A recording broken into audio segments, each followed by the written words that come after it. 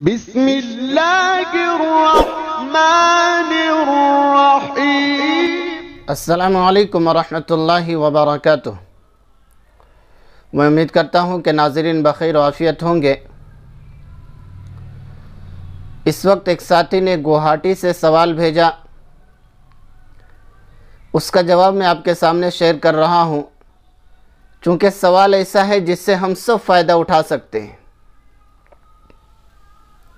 याद रखिए, चंद एक सवालात व्हाट्सएप में हमारे ऐसे आते हैं जिसको मैं पर्सनल में अक्सर जवाबात दे दिया करता हूँ, लेकिन ये जवाब ऐसा है कि हम सब को इससे बहुत बड़ा फ़ायदा हो सकता है, इसलिए मैंने चाहा कि आपके सामने भी आ जाए। सवाल से पहले एक छोटी छोटी दो रिवायतें आपके सामने हैं। हज़रत अबू सईद खुदरी रज़ी अल्लाह अन्हु रिवायत फरमाते हैं कि नबी पाक सल्लल्लाहु अलैहि वसल्लम ने इरशाद फरमाया, जो शख्स जुमे की रात सूरह कहफ की तिलावत करता है, अल्लाह तबारक व तआला यहाँ से लेकर मक्के तक उसके लिए नूर पैदा फरमा देता है।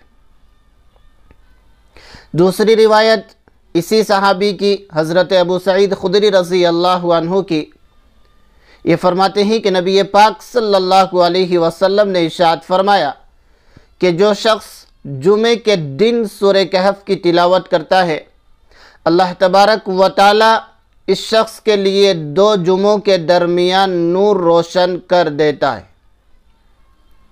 दोनों रिवायतें हज़रत अबू सईद खुदरी रज़ी अल्लाह अन्हु की हैं, और एक रिवायत में रात का तज़किरा है, दूसरी रिवायत में दिन का तज़किरा है।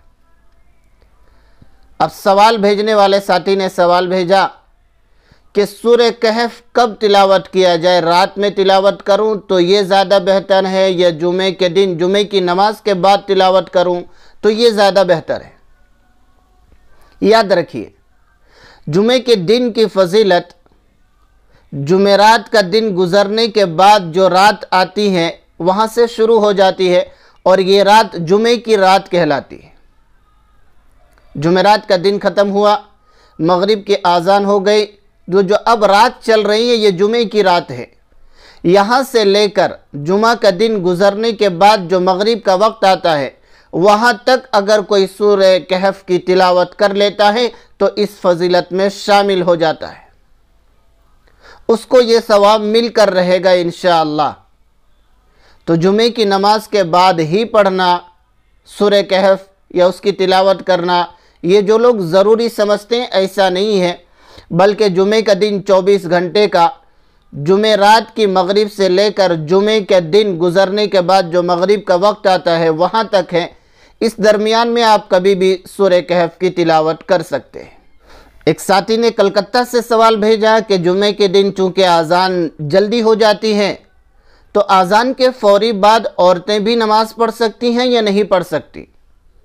इसका जवाब याद रखिए, जुमे के दिन आम दिनों के मुकाबले में ज़रा जल्दी आज़ान हो जाती है, तो जब आज़ान हो जाती है, आज़ान के बाद से फौरी तौर पर औरतें ज़ोहर की नमाज अदा कर सकती हैं। तफसील इस साथी ने लिखा है कि औरतें समझती है कि नहीं, ये सिर्फ मर्दों के लिए जुमे की आज़ान हुई है, हम लोग नहीं पढ़ सकते।